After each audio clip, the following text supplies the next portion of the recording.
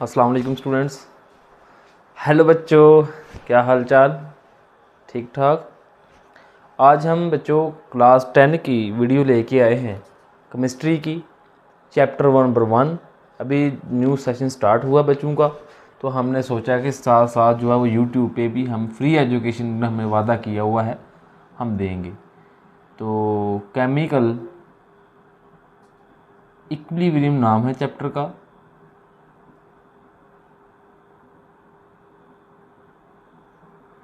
बच्चों क्लास 10 का first lecture है आज।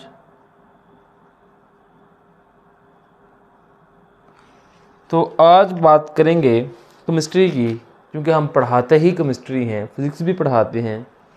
फिज़िक्स खुद ही जो है वो लेक्चर अपलोड नहीं मैं कर रहा किसी मसरूफियत की वजह से। ऑफलाइन कोचिंग में भी टाइम देना है, उसके बाद ये जो है फ्री एजुकेशन का है, इधर इसमें बहुत काम करना पड़ रहा है बच्चों आप लोगों के लिए। तो इसलिए वो फिज़िक्स जो है ना वो करते हैं स्टार्ट। तो बच्चों आज हम बात स्टार्ट करेंगे रिवर्सिबल और इरिवर्सिबल रिएक्शन की बात करेंगे, डायनामिक इक्विलिब्रियम की बात करेंगे, स्टैटिक इक्विलिब्रियम की बात करेंगे, कुछ एग्जांपल्स हैं उनको देखेंगे। कम्बिनेशन और डीकम्पोजिशन एक आपकी ना वो बुक पे डायग्राम बनी हुई है, उनके बीच में एक दो लफ्ज़ हैं, कम्बिनेशन और डीकम्पोजिशन। कोई भी टीचर या यूट्यूबर ये चीज़ें नहीं बताता, उसको अच्छी तरह एक्सप्लेन करेंगे। फिर उसके बाद आपको कुछ होम एक्टिविटी दी जाएगी और फिर इजाज़त चाहेंगे। छोटा सा टॉपिक है, आज इंट्रोडक्शन है, इसलिए जो कल का टॉपिक होगा वो आपको पूरा चैप्टर इन 1 शॉट कंप्लीट कर दूंगा। बच्चों आप लोग जितने भी हम जानदार लोग हैं, इंसान, हैवान, जानवर, चरिंद, परिंद, जितने भी लोग सांस लेते हैं वो ऑक्सीजन गैस यूज़ करते हैं। ऐसी ही बात है, ऑक्सीजन गैस जो है वो अंदर इनहेल करते हैं, और जब बाहर जो एक्सपेल करते हैं वो क्या करते हैं, वो कार्बन डाइऑक्साइड गैस बाहर निकालते हैं। आज जो लेक्चर में बात होगी वो सिर्फ़ और सिर्फ पाकिस्तान का जो सिलेबस है, पंजाब टेक्स्ट बुक बोर्ड, उसकी बात होगी। जो इंडिया का सिलेबस है उसकी बात, उसका लेक्चर भी अपलोड होगा, लेकिन वो बाद में, जो उसमें बहुत टाइम लगता है उनका सिलेबस निकालना, तैयारी करना, वो बहुत टाइम कंज्यूमिंग है। तो जो सेम टॉपिक हैं वो तो सेम रहेंगे, जो सेपरेट हैं वो हम ज़्यादा बनाएंगे। तो बच्चों मैं बात कर रहा था कि जो ह्यूमंस हैं, ये इनको ज़िंदा रहने के लिए कौन सी चीज़ की ज़रूरत है? इनको ज़िंदा रहने के लिए बच्चों ऑक्सीजन की ज़रूरत है। किसकी ज़रूरत है? ऑक्सीजन की ज़रूरत है। तो ये ऑक्सीजन किस से लेते हैं बच्चों?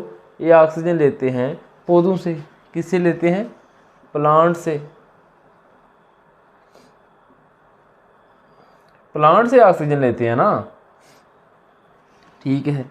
और जो ह्यूमंस हैं ये कंज्यूम क्या करते हैं? ऑक्सीजन। ऑक्सीजन को इनहेल करते हैं। क्या करते हैं? इनहेल। और जब मुंह से बाहर क्या निकालते हैं? CO2, carbon dioxide gas. तो बच्चों जो प्लांट है उसकी खुराक कार्बन डाइऑक्साइड गैस है। प्लांट क्या करेगा? कार्बन डाइऑक्साइड गैस अब्जॉर्ब करेगा, और जो एक्सपेल करता है प्लांट, वो कौन सी गैस करता है? ऑक्सीजन गैस एक्सपेल करता है, O2। और अब्जॉर्ब क्या करता है? CO2। आराम से लेक्चर सुनिएगा, कापी पेंसिल निकालने, नोट्स तैयार करें। नोट्स वही होते हैं जो आप अपने हाथ से बनाते हैं। ये नोट्स बनाएं, जो मैं बताता हूँ, जो बातें बताऊँगा 100% करेक्ट होंगी। टेंशन नहीं लेने का, अपन हर चीज़ क्लियर करेगा। अगर आपके ब्रीक भी डाउट्स हैं तो इस वीडियो से क्लियर हो जाएंगे।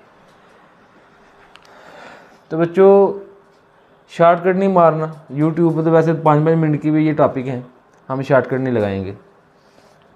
बात हो रही है रिवर्सिबल और इनवर्सिबल रिएक्शन की, मैं बात करने लगा हूँ। ये चीज़ मैं इसलिए बताई है कि ह्यूमन क्या लेते हैं? Oxygen gas. तो ये जब ऑक्सीजन गैस लेगा तो ये एक रिएक्शन होगा, इसको कोई भी रिएक्शन का नाम दे दें। और जब आप CO2 बाहर निकालेंगे तो वो प्लांट लेगा, तो दिस इज़ रिवर्सिबल रिएक्शन हो, दिस इज रिवर्सिबल रिएक्शन। ये कैसे होगा? ये देखें, ये ह्यूमंस हैं, ये ले रहे हैं बच्चों, ये दे रहे हैं प्लांट को oxygen gas, CO2 gas sorry, और प्लांट इनको दे रहा है ऑक्सीजन गैस। तो बच्चों ये क्या होगा, दिस इज रिवर्सिबल रिएक्शन। हम इनको क्या चीज़ का नाम देंगे, रिवर्सिबल रिएक्शन का नाम देंगे। अब हमने देखना है कि रिवर्सिबल रिएक्शन होता क्या है, ये तो हमने देख लिया सारा। अब हम देखेंगे कि reversible reaction, what is the reversible reaction. Reversible reaction heading डालें अपनी कॉपी पे कि रिवर्सिबल जो रिएक्शन है ये क्या है।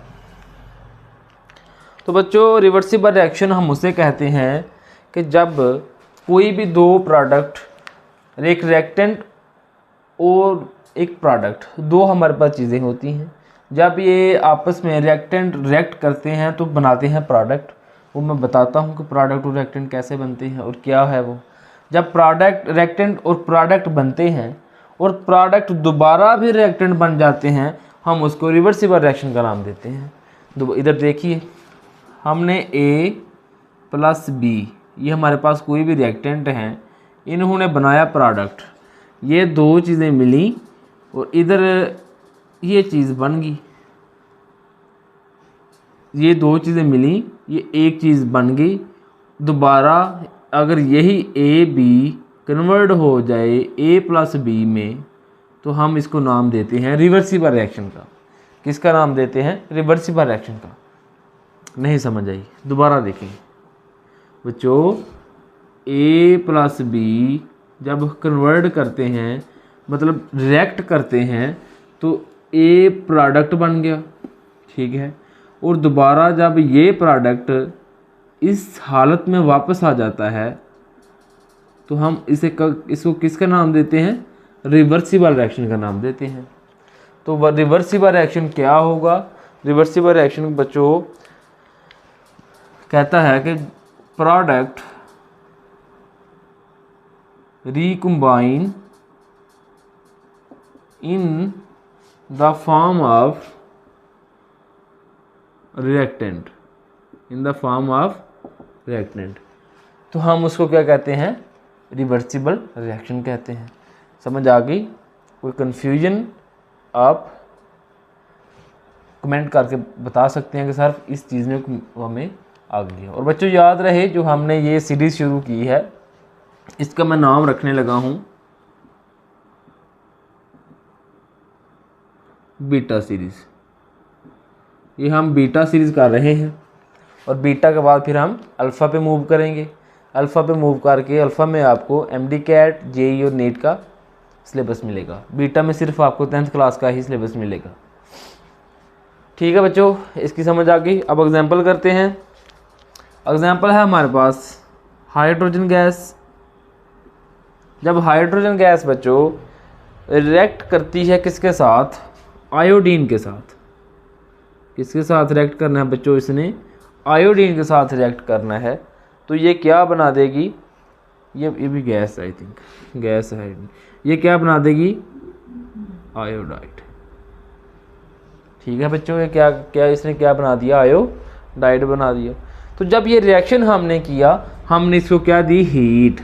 क्या दी बच्चों, हीट दी। जब हम इसको हीट देंगे तो ये हमारे पास इसका जो H2 गैस है, I2 का बच्चों हमारे पास कलर होता है।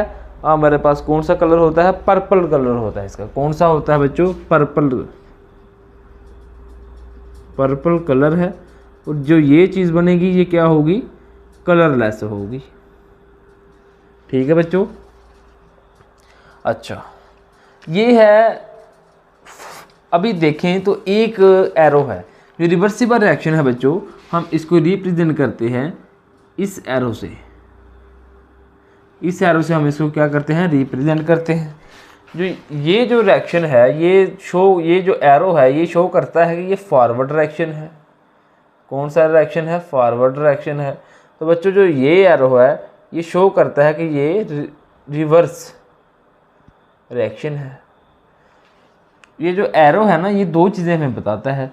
एक बताता है कि इसमें फॉरवर्ड है, ये किधर को मूव कर रहा है। एरो है, ये असल है क्या, ये कह रहा है कि ये इधर को मूव कर रहा है, ये कौन सा हुआ, फॉरवर्ड डायरेक्शन। और जो ये इस साइड को आया, ये कौन सा हुआ, रिवर्स डायरेक्शन। तो आपने वैसे बनाना ऐसे है, ऐसे नहीं बनाना। तो ये क्या हुआ, फॉरवर्ड डायरेक्शन और रिवर्स डायरेक्शन। अच्छा, अब ये एक चीज़ आपने नाम सुना होगा, रिएक्टेंट एंड प्रोडक्ट। हम जो ये पहला हिस्सा होता है हम उसको बोलते हैं रिएक्टेंट। क्या बोलते हैं, रिएक्टेंट। और जो हमारे पास फाइनल प्रोडक्ट आती है, फाइनल जो हमारे पास रिएक्शन के बाद जो जितना भी हिस्सा आगे बचता है हम उसको बोलते हैं प्रोडक्ट। क्या बोलते हैं, प्रोडक्ट। क्या बोलते हैं, प्रोडक्ट। इसकी मिसाल ऐसे ही है, जब एग्जामिनर आपको पेपर देता है, तो जब पेपर देगा वो आपके लिए रिएक्टेंट है। तो जो आप पेपर पे लिख के उसको वापस करेंगे वो आपका प्रोडक्ट होगा। पेपर आप घर ले आते हो और जो शीट है सॉल्व करके बोर्ड की उसको वापस करते हो, उसको वो क्या होगा, प्रोडक्ट होगा। इसको नोट करें बच्चों, कुछ और भी चीज़ें आपको बताने वाली हैं। और उसके बाद एक पॉइंट और नोट कर लें रिवर्सिबल के लिए, कि जो रिवर्सिबल रिएक्शन है ये कभी भी कंप्लीट नहीं होता। Reversible reaction never goes to complete. बच्चों ये कैसे कंप्लीट होगा, ये हमारे पास एक बीकर है, इसमें आइस है, हम इसको फ्रिज में रख देते हैं। किस में रख देते हैं, फ्रिज में रख देते हैं। तो ये क्या होगा, सॉरी ये वाटर है, सॉरी ये वाटर है। तो क्या होगा बच्चों, होगा ये कि ये जब फ्रिज में रखेंगे तो इसे जमा देगा, बर्फ़ बन जाएगी। जब बर्फ़ बन जाएगी तो फ्रिज से बाहर निकाल दें। इस बीकर को जब हम फ्रिज से बाहर निकाल के नॉर्मल टेम्परेचर पे इसको रखेंगे तो फिर क्या होगा बच्चों, फिर ये होगा, ये वाटर बन जाएगा। क्या बन जाएगा, वाटर। तो इसको दोबारा अगर हम इसमें रख दें फ्रिज में, फिर आइस बन जाएगा और फिर वाटर बन जाएगा। This is reversible reaction, this is reversible reaction. तो बस रिवर्सिबल रिएक्शन ऐसे कंप्लीट नहीं होगा, चलता रहेगा साइकिल, चेन चलती रहेगी। तो फिर ये कब कंप्लीट ही नहीं होगा तो हम इसको नाम देंगे रिवर्सिबल रिएक्शन का नाम देंगे। ठीक है बच्चों। अच्छा, रिएक्टेंट, जो रिएक्टेंट होते हैं ये क्या होते हैं और प्रोडक्ट क्या होते हैं, इसको नोट कर लें, जल्दी से नोट करें। रात के 10 बजे हैं और गर्मी है बहुत ज़्यादा और मैं लेक्चर रिकॉर्ड कर रहा हूँ। आप देख रहे हैं अपना प्यारा सा खूबसूरत सा ब्यूटीफुल सा चैनल चांद केमिस्ट। जल्दी करें बच्चों, जल्दी करें। हो गया, ठीक है। अब हम बात करेंगे रिएक्टेंट और प्रोडक्ट की, क्योंकि रिवर्सिबल रिएक्शन का तो आपको पता चल गया कि रिवर्सिबल जो है ये है क्या। अब कुछ रिवर्सिबल के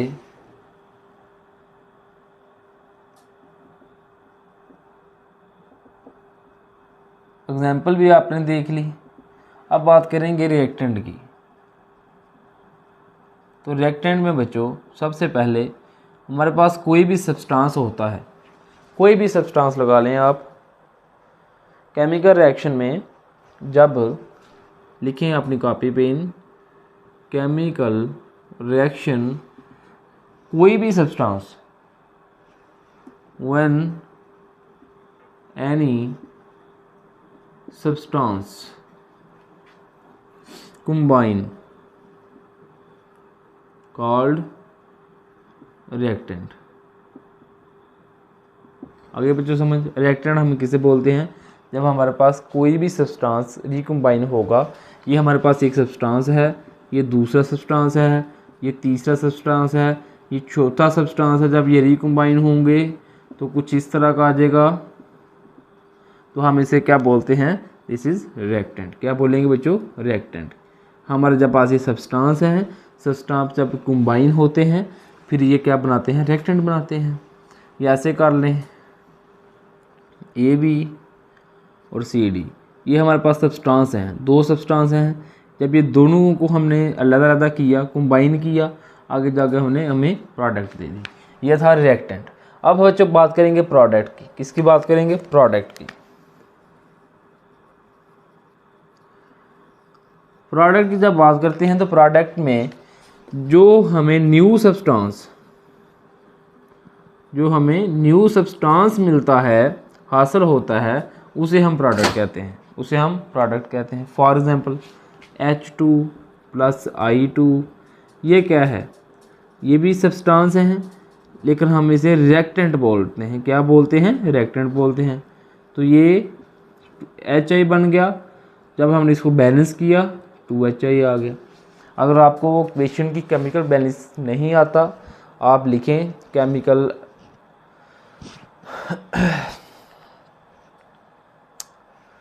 क्या बताने लगा था यार, लाइट चला गई है जिसकी वजह से। अच्छा हाँ, मैं बात कर रहा था कि केमिकल इक्वेशन अगर आपने नहीं आता आपको, तो आप टाइप करें केमिकल इक्वेशन चांद मिस, तो आपको वीडियो मिल जाएगी। उसमें मैंने 2-3 ट्रिक्स इजी बताए हैं, आपको इजीली समझ आ जाएगी। प्रोडक्ट की बात हो गई, ये रिएक्टेंट है हमारा, और ये जो बना है जिसको हम क्या कहेंगे बच्चों? प्रोडक्ट। किसका नाम देंगे? प्रोडक्ट का नाम देंगे। ठीक है बच्चों, इसको नोट कर लें। रिवर्सिबल रिएक्शन ख़त्म हुआ। अब बात करते हैं इरिवर्सिबल की। अब किसकी बात करेंगे हम? इनरिवर्सिबल रिएक्शन की बात करेंगे। इनरिवर्सिबल रिएक्शन में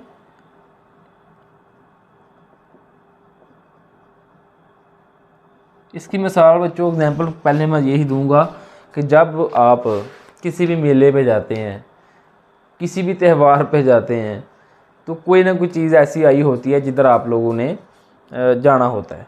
चिड़ियाघर आया है, मौत का कुआं है, कुछ इस तरह की चीज़ें हैं। तो इसकी जब आप टिकट लेते हो ना, एक बार चढ़ते हो, नीचे आते हो, टिकट ख़त्म हो जाती है, उसके बाद आप ऊपर जा नहीं सकते। This is called irreversible reaction. अगर आप दोबारा ऊपर जाएं, दोबारा नीचे आएँ, दिस इज़ रिवर्सिबल रिएक्शन। तो इसका फिर क्या हुआ? इनरिवर्सिबल रिएक्शन में जो प्रोडक्ट्स हैं, never recombine in the form of reactant। समझ आ गई? जो प्रोडक्ट्स हैं वो कभी भी रिकम्बाइन नहीं होते रिएक्टेंट में। मतलब आप ऊपर गए हो, ये मौत का कुआं है, डेथ वेल है, चलो इंडिया वाले भी देख रहे हैं यार। आप क्या करोगे? ऊपर गए हो देखने के लिए, टिकट ली, ये टिकट है, ऊपर गए, यहाँ से फिर वापस आए, टिकट ख़त्म हो गई। अब आप ऊपर नहीं जा सकते जब तक आपके पास टिकट ना हो। तो अगर आपके पास पैसे नहीं तो आपने टिकट कहाँ से ले लेनी है? तो बच्चों यही उसके मैं बताना चाह रहा हूँ कि जो इरिवर्सिबल है उसमें प्रोडक्ट जो है वो रिएक्टेंट में कंबाइन नहीं होती। ये देखो A+B हमारे पास रिएक्टेंट है, हमारे पास सब्सटेंस मिले, एक रिएक्टेंट हुआ, एक न्यू सब्सटेंस मिले तो एक नया प्रोडक्ट बना। अब ये जो प्रोडक्ट बना है ये इस फॉर्म में दोबारा चेंज नहीं हो सकता, इस फॉर्म में जा नहीं सकता। जितना मर्जी टेम्परेचर दे लो, जितनी मर्जी कैटालिस्ट चेंज कर लो, जितना मर्जी इसके जो कंडीशंस हैं उसको चेंज कर लो, it's never goes to complete. ये कभी भी जो रिएक्शन है ये कंप्लीट दोबारा वापस नहीं आ सकता। ठीक है बच्चों, हम इसको नाम देते हैं इनरिवर्सिबल रिएक्शन का। किसका नाम देते हैं? इनरिवर्सिबल रिएक्शन का। इसके एग्जांपल CaO जमा CO2 CaCO3, इसको हम बच्चों बोलते हैं क्विक लाइम मार्बल, पत्थर जिसे कहते हो, हम इसे क्विक लाइम बोलते हैं। जब ये दोनों चीज़ें आपस में मिली CaCO3 बन गया। जब तक हमने कंडीशंस अप्लाई ना की, दिस इज़ नॉट, मतलब वापस नहीं आएगा। तो हमें क्या हुआ? ये इनरिवर्सिबल रिएक्शन हमारा हुआ। ठीक है बच्चों, समझ आ गई है इसकी। अब हम एक एग्जांपल देखते हैं बच्चों। हम इसको रिप्रेजेंट करते हैं सिंगल एरो से। इस एरो से हम इसको रिप्रेजेंट करते हैं, इस एरो से हम रिप्रेजेंट करते हैं इनरिवर्सिबल को। किसको? सॉरी, रिवर्सिबल को, रिवर्सिबल रिएक्शन को। ठीक है, इसको याद करें, देखें। उसके बाद एक मैं एग्जांपल बच्चों आपको देने लगा हूँ रिवर्सिबल की और एक इनरिवर्सिबल की। ये कंसेप्ट आपको क्लियर हुआ कि रिवर्सिबल क्या है, इनरिवर्सिबल क्या है। पढ़ाने का मकसद यही होता है कि आपको प्रैक्टिस करवाई जाए। तो आपने काफ़ी मन से यकीन खोली होगी। तो अब हम इसकी प्रैक्टिस करते हैं। बच्चों हमारे पास एक जार है,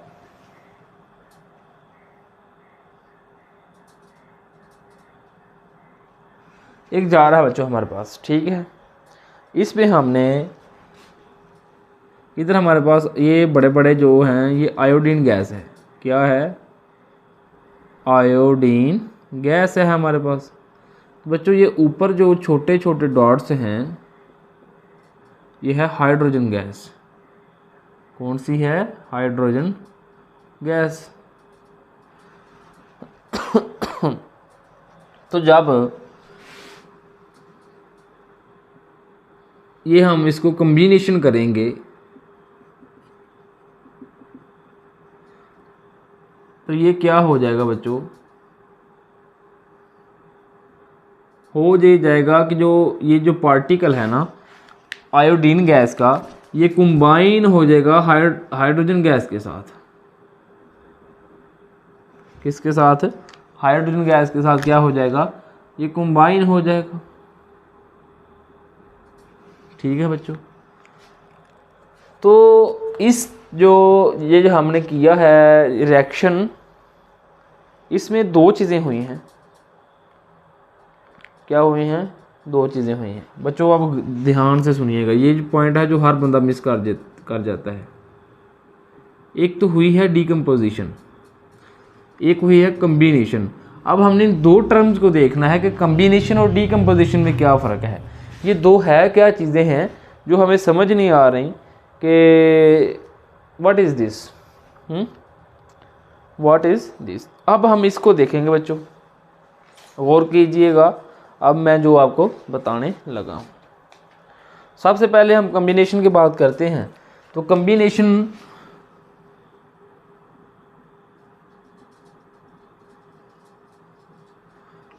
क्या है? कम्बिनेशन है बच्चों, आपके पास जितने मर्जी रिएक्टेंट हों, आपके पास जितने मर्जी रिएक्टेंट हों, प्रोडक्ट उसका एक ही बनेगा।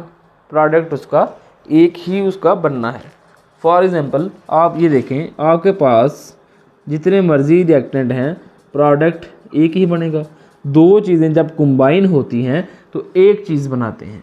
दो चीज़ें हाइड्रोजन गैस, आयोडीन गैस जब कंबाइन होती हैं तो एक चीज़ बनाती हैं। उसके बाद आपके पास तीन चीज़ें हैं, बनेगी फिर भी एक ही चीज़, प्रोडक्ट फिर भी आपका एक ही बनना है। आपके पास आयोडीन गैस है, हाइड्रोजन गैस है, कार्बन डाइऑक्साइड गैस है, बनेगी एक ही चीज़।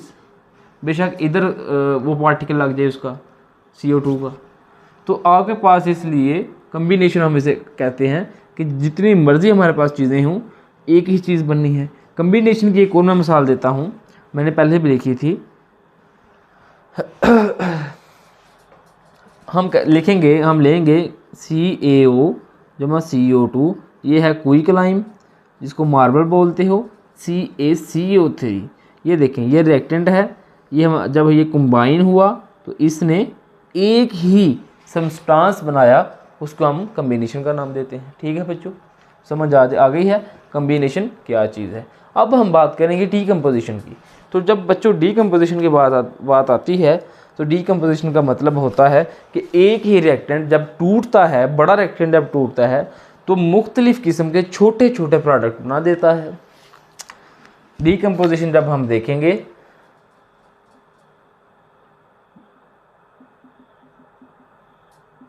कि डीकम्पोजिशन, व्हाट इज डीकम्पोजिशन, तो इसमें बच्चों क्या करता है, आपके पास एक रिएक्टेंट है, जब वो टूटता है तो वो छोटे छोटे पार्टिकल बना देता है अपने, हम उसको डीकम्पोजिशन का नाम देते हैं। ये हमारे पास एक रिएक्टेंट है। ठीक है बच्चों, इस रिएक्टेंट जब ये रिएक्टेंट ब्रेक हुआ तो इसने क्या किया कि ये जो छोटे छोटे पार्टिकल बन गए, वो उसको पार्टिकल बनाने में उसको क्या कहेंगे? डीकम्पोजिशन कहेंगे। इसके एग्जांपल बच्चों आप ये ले लें, CaCO3, जब ये टूटेगा क्या बनाएगा, CO प्लस CO2। कि एक रिएक्टेंट टूटा, दो चीज़ें उसने बनाई, दिस इज़ कॉल्ड डीकम्पोजिशन। तो आपको समझ आ गई होगी बच्चों कि कम्बिनेशन, इधर क्यों कम्बिनेशन लिखा है, इधर इसलिए कम्बिनेशन लिखा कि ये दो चीज़ें आपस में मिली तो एक चीज़ बन गई। इधर क्यों डीकम्पोजिशन लिखा है, ये दो चीज़ें टूटी तो ये अलग अलग सेपरेट बन गई। ठीक है, समझ आ गई। तो जो इधर कलर होगा, कम्बिनेशन हो रही है, इधर जो कलर होगा वो फेड हो जाएगा, फेड हो गया, मध्यम हो गया। तो इधर क्या हो जाएगा, कलर अपीयर हो जाएगा। क्या हो जाएगा, कलर अपीयर हो जाएगा। ठीक है बच्चों, this is called irreversible reaction की ये एग्जांपल थी। हो गया। उसके बाद हम एग्जांपल नंबर 2 इनरिवर्सिबल रिएक्शन की एग्जांपल देखते हैं। कम्बिनेशन डीकम्पोजिशन आगे मैं नहीं बताऊंगा, ये आपको आप नोट कर लेना है, इसका कंसेप्ट आपने समझ लेना है। अब बात करेंगे इनरिवर्सिबल रिएक्शन की। हमारे पास एक बीकर है, इसमें हमने CaCO3 है हमारे पास। क्या है, CaCO3। ऊपर से हमने इसको सील किया हुआ है। जब हम इसको हीट करेंगे बच्चों तो ये हमारे पास कुछ इस तरह का बन जाएगा। तो इसमें कौन कौन सी चीज़ अलग होगी, अगर तो आपने पीछे एग्जांपल सही तरह पढ़ी है तो आप कमेंट कर सकते हैं, बता सकते हैं वीडियो को पास करके कि इधर क्या क्या बनेगा। तो इधर CO2 CO2 CO2 carbon dioxide gas के मॉलिक्यूल बन जाएंगे और CaO क्या हो जाएगा, नीचे रह जाएगा। CO नीचे रह जाएगा, कार्बन डाइऑक्साइड गैस क्या हो जाएगी, उसके ऊपर चले जाएंगे। तो फिर इसकी जो हमने इक्वेशन लिखनी है वो ये होगी, CaCO3 क्या हो रहा है, डीकम्पोजिशन। डीकम्पोजिशन मैंने अभी बताया, एक बड़ा रिएक्टेंट छोटे छोटे हिस्सों में टूट जाता है। तो क्या बना, CaO प्लस CO2। ठीक है बच्चों, समझ आ गई है इसकी। ये थी इनरिवर्सिबल रिएक्शन की एग्जाम्पल। टेंशन नहीं लेने का, अपन हर चीज़ बरीक बरीक से डाउट भी आपको क्लियर करेगा, टेंशन नहीं लेनी। हो गया ये। अब हम जो शुरू करने लगे हैं वो है एक रिवर्सिबल रिएक्शन की एक और एग्जांपल देख लेते हैं। रिवर्सिबल रिएक्शन की एक और एग्जांपल देख लेते हैं। ये हमारे पास एक बीकर है, हमने आगे भी बीकर लिया था, दोबारा बीकर ले रहे हैं। इसमें हमारे पास CaCO3 है, हमने इसको हीट किया। बच्चों बताओ अब क्या करेंगे। जब हमने हीट किया तो ये हमारे पास रिवर्स रिएक्शन होगा और इधर इक्विलिब्रियम एस्टेब्लिश हो जाएगी। क्या हो जाएगी बच्चों, इक्विलिब्रियम एस्टेब्लिश हो जाएगी। तो सारा आपने एरो तो सिंगल लगाया है, एरो में सिर्फ एक जस्ट आपको समझाने के लिए लगा रहा हूँ, इसलिए आपने ये है वैसे एग्जांपल रिवर्सिबल रिएक्शन की। तो इधर क्या हो जाएगा, इधर यही होगा जो पीछे हुआ है, CO2 गैस, लेकिन ये एस्केप नहीं हो सकती, CA2 गैस बन गई। उसके बाद इधर क्या पीछे बचा, CaO, ये क्या हो जाएगा, ये नीचे बैठ गया, फॉर्म हो गया। ठीक है बच्चों, तो अगर ये लें, ये इसमें इक्विलिब्रियम डेवलप हो गया, इक्विलिब्रियम एस्टेब्लिश हो गया। जब हम इसको इसका कराते हैं तो ये बन जाता है, इसको हीट करते हैं तो दिस विल बी फॉर्म्ड। तो फिर हमें एक चीज़ सीखना पड़ेगी कि जो फॉरवर्ड रिएक्शन होता है वो तेज़ होता है, फास्ट होता है, और जो रिवर्स रिएक्शन बच्चों होता है वो स्लो होता है। ये चीज़ आपने अपने माइंड में रखनी है। This is very very important short question जो बहुत दफ़ा आ चुका है, MCQs में आ चुका है। इसको आपने लाजमी देखना है। जो फॉरवर्ड रिएक्शन है वो तेज़ होता है, रिवर्स रिएक्शन स्लो होता है। ठीक है बच्चों, समझ आ गई। अब हम देखेंगे केमिकल इक्विलिब्रियम स्टेट। जो केमिकल इक्विलिब्रियम स्टेट है वो क्या चीज़ है? जब रेट ऑफ फॉरवर्ड डायरेक्शन और जब रेट ऑफ रिवर्स डायरेक्शन बच्चों जो होते हैं तो वो कांस्टेंट रह जाते हैं। हमने क्या शुरू करना है? Chemical equilibrium state. इसमें क्या होगा? Rate of forward direction and rate of reverse reaction जब टेक प्लेस होते हैं, क्या होते हैं? एक दूसरे के साथ कंबाइन होते हैं, तो वो एक कांस्टेंट,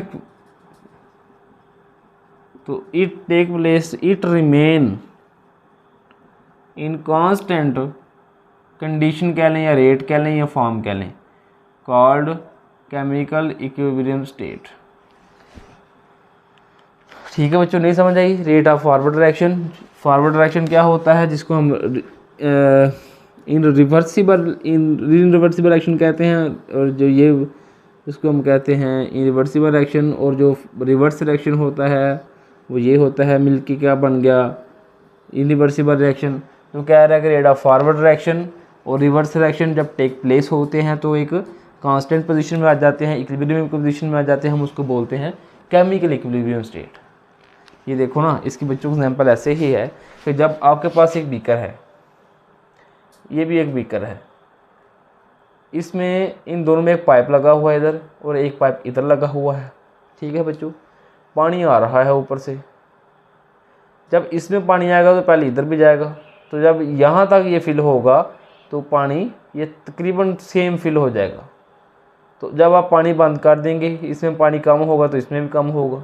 तो ये एक डायनामिक जो है वो अपनी फॉर्म बना लेंगे, एक बिल्कुल सेम फॉर्म बना लेंगे, उसको हम कहते हैं केमिकल इक्विलिब्रियम स्टेट। ठीक है बच्चों, क्या कहेंगे? Chemical equilibrium state.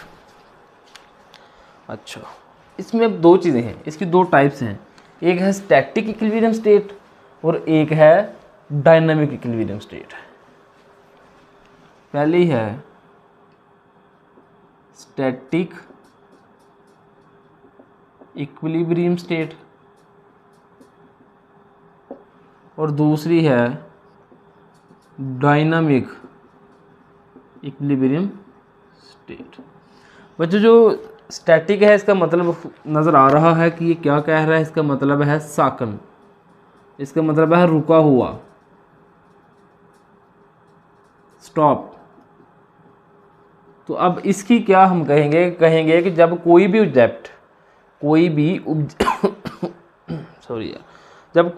ऑब्जेक्ट या सिस्टम किसी भी रेस्ट में रहता है तो हम उसको स्टेट इक्विलिब्रियम स्टेट कहते हैं। फॉर एग्जांपल, आपके पास ये दो बीकर हैं, इनमें रिएक्शन हो गया है रिवर्सिबल रिएक्शन हो गया है, तो क्या होगा? वो अपने अगर स्टेट बिल्कुल स्टैटिक हालत में है तो हम उसको स्टैटिक इक्विलिब्रियम स्टेट कहेंगे। कहता है जब कोई भी ऑब्जेक्ट मूव ना कर रही हो, रेस्ट की पोजीशन पे हो, उसको हम स्टैटिक इक्विलिब्रियम स्टेट कहते हैं। फॉर एग्जांपल बिल्डिंग में क्या होता है? जब ये हमारी जो बिल्डिंग है क्यों नहीं गिरती? ये तो वैसे रेस्ट में है क्योंकि इनको फोर्स ने आपस में जकड़ा हुआ है। इसलिए बच्चों ये जो रिएक्शन करते होते हैं, जब ये इक्विलिब्रियम स्टेट की हालत में आ जाते हैं, साकन हो जाते हैं, स्टैटिक, तो फिर हम उसको नाम देते हैं स्टैटिक इक्विलिब्रियम स्टेट। दूसरा है बच्चों डायनामिक इक्विलिब्रियम स्टेट। तो जो डायनामिक इक्विलिब्रियम बच्चों स्टेट होगा वो उसकी हम कुछ यूँ करेंगे कि जब rate of when the reaction do not stop, जो डायनामिक रिएक्शन है वो स्टॉप नहीं होता, तो क्या होगा? रेट ऑफ फॉरवर्ड रिएक्शन वो इक्वल हो जाएगा रिवर्स रिएक्शन के, रेट ऑफ रिवर्स रिएक्शन। जब ये रिएक्शन स्टॉप नहीं होता, फॉरवर्ड रिएक्शन, जो रेट ऑफ फॉरवर्ड रिएक्शन है ये इक्वल हो जाएगा रेट ऑफ रिवर्स रिएक्शन के। बट एक कंडीशन है इधर, opposite direction is called dynamic equilibrium state. क्या हम इसे कहेंगे? Is called dynamic equilibrium state. Note करें, इसका एक ग्राफ है वो देखें तो फिर छुट्टी जल्दी से, या मैं इधर ही डिस्कस कर देता हूँ। बस वो एक ग्राफ है,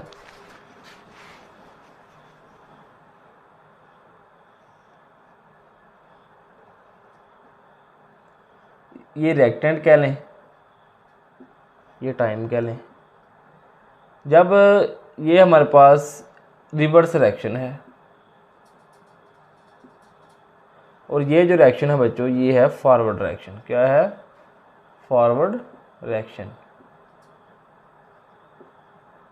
अब देखो, जब ये स्टार्ट हुआ था फॉरवर्ड डायरेक्शन तो बड़ी तेज़ी से नीचे को बढ़ रहा था, बड़ी तेज़ी से नीचे को बढ़ रहा था, लेकिन एक टाइम ऐसा आया कि ये बिल्कुल कांस्टेंट हो गया। Rate of when the direction do not stop, तो ये स्टॉप तो नहीं हो रहा, इसकी अगर होता तो इतना इतना रह जाता, ये जो आगे जा रहा है ये तो ना जाता। उसके बाद कहता है कि rate of direction do not stop forward direction और रिवर्स डायरेक्शन क्या मुझे इक्वल। अब ये रिवर्स डायरेक्शन है, ये क्या होगा? ये भी इक्वल हो गया, फॉरवर्ड डायरेक्शन भी इक्वल हो गया। तो इसलिए दिस इज़ कॉल्ड, इसकी अगर आप एग्जांपल देख लें तो आयोडीन की देख लें, आयोडीन की जो मैंने पिछली 10 दफ़ा आपको एग्जांपल दे चुका हूँ। ठीक है बच्चों, ये था आज का हमारा टॉपिक, स्टैटिक इक्विलिब्रियम तक हमने पढ़ना था। कुछ होम एक्टिविटी आपको देनी है, हम आपको होम एक्टिविटी देने लगे हैं। उसके बाद कल मिलेंगे अगली वीडियोस के साथ। इसको ध्यान से, जो मैं बता रहा हूँ इसको ध्यान से पढ़ना है। आपकी जिधर भी ऑफलाइन कोचिंग पढ़ते हैं, जो भी करते हैं, इसकी गर्ज़ नहीं है, आपको फ्री एजुकेशन चाहिए तो आपका A+ ग्रेड हमारी गारंटी है देना आपको। ठीक है, अच्छा। होम एक्टिविटी से बच्चों मैंने कुछ आपके लिए नोट की हुई है। किधर गया हमारा डस्टर? अच्छा, आपने डिफरेंस है कुछ, डिफरेंस बिटवीन, पहले है forward direction and reverse direction. आपने इनका डिफरेंस दोनों का कमेंट में लिखना है। दूसरे नंबर पे बच्चों जो मैं मेन जो है वो है what is equilibrium.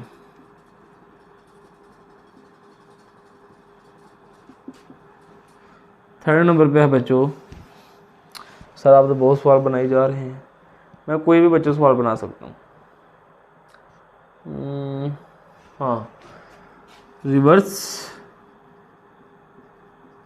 Is reversible reaction called forward direction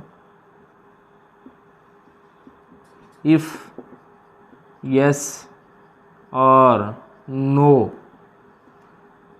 explain. ठीक है बच्चों, ये 3 क्वेश्चन हैं, इन तीनों में से आपने होम एक्टिविटी सब में करनी है, लेकिन एक से व्हाट इज़ इक्विलिब्रियम ये आपने कमेंट में बताना है, इसको कमेंट में बताना है। ओके बच्चों, आज के लिए इतना ही था। पढ़ते रहें, शाद रहें, बाद रहें। अल्लाह हाफिज़।